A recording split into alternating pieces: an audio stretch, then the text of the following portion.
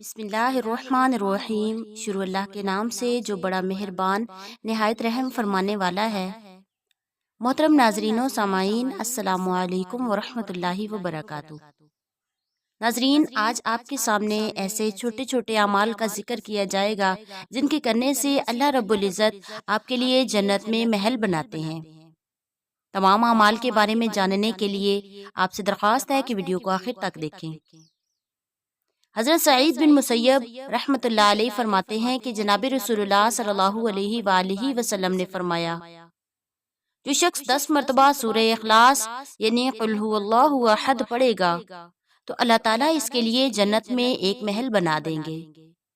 جو اس کو 20 مرتبہ پڑھے گا اللہ تعالیٰ اس کے لیے جنت میں 2 محل بنائیں گے، اور جو شخص اس کو 30 مرتبہ پڑھے گا تو اللہ تعالیٰ اس کے لیے جنت میں 3 محل بنا دیں گے۔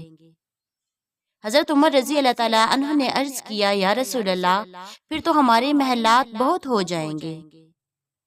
تو نبی کریم صلی اللہ علیہ وآلہ وسلم نے فرمایا، اللہ تعالیٰ اس سے بھی زیادہ وسیع رحمت عطا فرمانے والے ہیں۔ ناظرین، جنت میں محل ہے جس کا نام بیت الحمد ہے۔ وہ کن حضرات کو دیا جائے گا، جس کے متعلق حضرت ابو موسیٰ اشعری رضی اللہ تعالیٰ عنہ فرماتے ہیں، نبی کریم صلی اللہ علیہ وآلہ وسلم نے فرمایا، جب اللہ عز و جل کسی مومن بندے کو موت دیتا ہے تو وہ اپنے فرشتوں سے پوچھتا ہے، میرے بندے نے کیا کہا ہے؟ تو فرشتے کہتے ہیں، اس نے برا بھلا کہنے کی بجائے آپ کی تعریف کی اور انا للہ و انا الیہ راجعون پڑھا۔ تو اللہ تعالیٰ فرماتے ہیں، اس کے لیے جنت میں ایک گھر تعمیر کر دو اور اس کا نام بیت الحمد رکھ دو۔ سبحان اللہ۔ اسی طرح حضرت عثمان بن عفان رضی اللہ تعالیٰ عنہ سے روایت ہے، نبی کریم صلی اللہ علیہ وآلہ وسلم نے فرمایا، جس شخص نے اللہ تعالیٰ کی رضا حاصل کرنے کے لیے مسجد تعمیر کی، اللہ تعالیٰ اس کے لیے جنت میں محل بناتے ہیں۔ حضرت انس رضی اللہ تعالیٰ عنہ سے روایت ہے، نبی کریم صلی اللہ علیہ وآلہ وسلم نے فرمایا، جس شخص نے نماز چاشت کی 12 رکعت پڑھی، اللہ تعالیٰ اس کے لیے جنت میں سونے کا محل بنائیں گے۔ سبحان اللہ۔ حضرت ابو موسیٰ اشعری رضی اللہ تعالیٰ عنہ بیان کرتے ہیں، نبی کریم صلی اللہ علیہ وآلہ وسلم نے فرمایا، جس شخص نے نماز چاشت اور ظہر سے پہلے کی 4 سنتیں ادا کی، اللہ تعالیٰ اس کے لیے جنت میں ایک محل بنائیں گے۔ حضرت ام حبیبہ رضی اللہ تعالیٰ عنہ فرماتی ہیں، میں نے جناب رسول اللہ صلی اللہ علیہ وآلہ وسلم سے فرماتے ہوئے سنا، جس شخص نے ہر دن رات میں 12 رکعت سنت موقدہ ادا کی، اس کے لیے ان رکعات کے ثواب میں جنت میں محل تعمیر کیا جائے گا۔ امام نسائی، امام حاکم، امام ابن خزیمہ اور امام بہقی رحمۃ اللہ علیہ نے اس حدیث کے آخر میں ان 12 رکعات کی تفصیل میں 4 رکعات نماز ظہر سے پہلے اور 2 رکعات اس کے بعد اور 2 رکعات نماز عصر سے پہلے اور 2 رکعات نماز مغرب کے بعد اور 2 رکعات نماز فجر سے پہلے کو ذکر فرمایا ہے۔ ان 12 رکعات میں عصر سے پہلے کی 2 رکعات سنت غیر موقدہ ہیں، باقی سنت موقدہ ہیں، جن کے ادا کرنے کی احادیث مبارکہ میں تاکید فرمائی گئی۔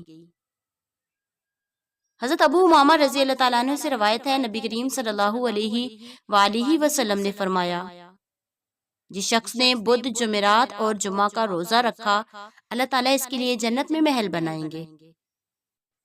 حضرت عائشہ رضی اللہ تعالیٰ عنہ فرماتی ہیں، جناب رسول اللہ صلی اللہ علیہ وآلہ وسلم نے فرمایا، جس نے مغرب اور عشاء کے درمیان میں 20 رکعت ادا کی، اللہ تعالیٰ اس کے لیے جنت میں محل بنائیں گے۔ حضرت عبد الکریم بن حارث رحمۃ اللہ علیہ فرماتے ہیں، نبی کریم صلی اللہ علیہ وآلہ وسلم نے فرمایا، جس شخص نے مغرب اور عشاء کے درمیان کی 10 رکعت صلاۃ الاوابین ادا کی، اللہ تعالیٰ اس کے لیے جنت میں ایک محل تعمیر کرتے ہیں۔ حضرت عمر بن خطاب رضی اللہ تعالیٰ عنہ نے عرض کیا، پھر تو ہم بہت سے محل بنا لیں گے۔ آپ نے جواب دیا، اللہ تعالیٰ اس سے بھی بہت بڑے فضل کرنے والے ہیں، تم جتنا عمل کرو گے اللہ تعالیٰ سے محل بنواتے جاؤ گے، اللہ کے خزانہ رحمت میں کوئی کمی نہیں آئے گی۔ حضرت عمر بن خطاب رضی اللہ تعالیٰ عنہ سے روایت ہے، جناب رسول اللہ صلی اللہ علیہ وآلہ وسلم نے فرمایا، جو شخص بازار میں داخل ہوا اور یہ کلمہ پڑھا، اشہد ان لا الہ الا اللہ وحدہ لا شریک لہ لہ الملک ولہ الحمد یحیی و یمیت وہو حی لا یموت بیدہ الخیر وہو علی کل شیء قدیر۔ تو اللہ تعالیٰ اس کے لیے 10 لاکھ نیکیاں لکھتے ہیں، 10 لاکھ گناہ مٹاتے ہیں اور جنت میں ایک محل بناتے ہیں۔ سبحان اللہ۔ اسی طرح ام المومنین حضرت ام حبیبہ رضی اللہ تعالیٰ عنہ فرماتی ہیں، جناب رسول اللہ صلی اللہ علیہ وآلہ وسلم نے فرمایا، جو شخص عصر سے پہلے کی 4 سنتیں پابندی سے ادا کرتا ہے، یعنی سنت غیر موقدہ پڑتا ہے، اللہ تعالیٰ اس کے لیے جنت میں ایک محل بنائیں گے۔ حضرت ابن عمر رضی اللہ تعالیٰ عنہ فرماتے ہیں، نبی کریم صلی اللہ علیہ وآلہ وسلم نے فرمایا، جس شخص نے رمضان کا کسی دن کا روزہ خاموشی اور سنجیدگی سے رکھا، اللہ تعالیٰ اس کے لیے سرخ یاقوت یا سبز زبرجد سے جنت میں محل بنائیں گے۔ اسی طرح حضرت عائشہ صدیقہ رضی اللہ تعالیٰ عنہ سے روایت ہے، جناب رسول اللہ صلی اللہ علیہ وآلہ وسلم نے ایک دن سوال کیا، تو میں سے آج کس شخص نے روزہ رکھا؟ حضرت ابو بکر رضی اللہ تعالیٰ عنہ نے عرض کیا، یا رسول اللہ میں نے۔ آپ نے پوچھا، تم میں سے کسی نے کسی مسلمان کے جنازے کو رخصت کیا؟ حضرت ابو بکر رضی اللہ تعالیٰ عنہ نے عرض کیا، یا رسول اللہ میں نے۔ حضور اقدس صلی اللہ علیہ وآلہ وسلم نے پوچھا، تم میں سے کسی نے کسی مریض کی بیمار پرسی کی؟ حضرت ابو بکر صدیق رضی اللہ تعالیٰ عنہ نے عرض کیا، یا رسول اللہ میں نے۔ حضور اقدس صلی اللہ علیہ وآلہ وسلم نے پوچھا، تم میں سے کسی نے کسی مسکین کو کھانا کھلایا؟ تو اس کے جواب میں بھی حضرت ابو بکر رضی اللہ تعالیٰ عنہ نے عرض کیا، یا رسول اللہ میں نے۔ تو جناب رسول اللہ صلی اللہ علیہ وآلہ وسلم نے ارشاد فرمایا، جس مسلمان میں یہ 4 خصلتیں پائی جائیں گی، اللہ تعالیٰ اس کے لیے جنت میں شاندار محل بنائیں گے۔ حضرت ابو امامہ رضی اللہ تعالیٰ عنہ فرماتے ہیں، جناب رسول اللہ صلی اللہ علیہ وآلہ وسلم نے فرمایا، جو شخص جمعہ اور شب جمعہ میں سورۃ دخان کی تلاوت کرے، اللہ تعالیٰ اس کے لیے جنت میں محل بناتے ہیں۔ حکیم بن محمد اجمی رحمۃ اللہ علیہ فرماتے ہیں، مجھے یہ بات پہنچی ہے کہ جنت ذکر اللہ یعنی ہر قسم کی عبادت کے ساتھ تعمیر ہوتی ہے۔ جب مسلمان ذکر کرنے سے رک جاتے ہیں تو جنت کی تیاری میں یعنی فرشتے بھی جنت کو تعمیر کرنے سے رک جاتے ہیں۔ جب ان سے کہا جاتا ہے کہ تم کیوں رک گئے، تو وہ کہتے ہیں کہ ہم تک خرچہ یعنی عمل صالح پہنچے گا تو پھر سے ہم تعمیر شروع کر دیں گے۔ حضرت محمد بن نصر حارثی رحمۃ اللہ علیہ فرماتے ہیں، جو مسلمان بھی دنیا میں خالص اللہ کی عبادت میں لگا رہے تو اس کے لیے کوئی فرشتہ اس کے درجات کی ترقی کے کام میں لگا رہتا ہے۔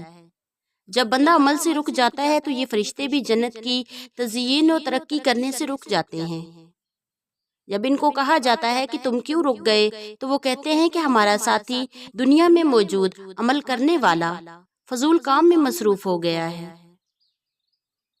حضرت فضالہ بن عبیدہ رضی اللہ تعالیٰ عنہ سے روایت ہے، نبی کریم صلی اللہ علیہ وآلہ وسلم نے فرمایا، جو شخص مجھ پر ایمان لایا، مسلمان ہوا اور اللہ کے راستہ میں جہاد کیا، میں اس کے لیے جنت کے نچلے درجہ میں ایک محل کا ضامن ہوں اور جنت کے درمیانہ درجہ میں ایک محل کا ضامن ہوں اور ایک جنت کے بلند بالاخانوں میں محل کا ضامن ہوں۔